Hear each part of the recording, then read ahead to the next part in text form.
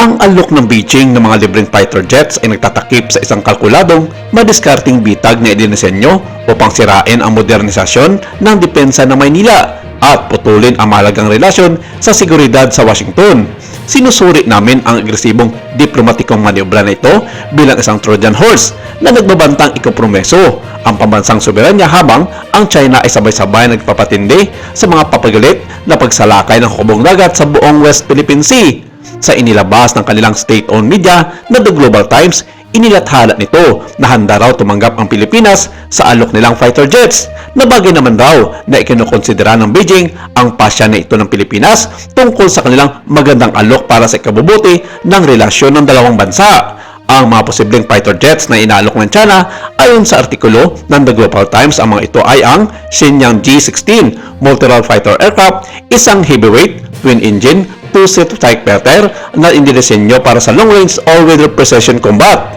Pero sa kasalukuyan, walang opisyal o beripikadong balita ayon ito sa Sandakas ng Pilipinas na ang China ay nag-alok ng libreng fighter jets sa bansa para sa West Philippine Sea. Ang mga ganitong balita sa social media ay madalas na tinatagurian ng mga fact-checker bilang misleading o false na ginagawa ng China para lituhin ang mga Pilipino at maging ang mga international media tungkol sa kanilang kunwaring magandang relasyon sa Pilipinas. Gayunpaman, ang geopolitika sa rehiyon ay mas nakatuon sa mga sumusunod na mga tunay na estratehiya at kaganapan. Sa halip na tumanggap ng jets mula sa China, ang Pilipinas ay aktibong bumibili ng mga eroplano mula sa mga kaalyadong bansa bilang bahagi ng AFP Modernization Program. Sa South Korea, naglabas ang Pilipinas ng 11.88 billion pesos para sa karagdagang FF-50 Block 50 jets na inasahan darating simula sa huling bahagi ng 2026.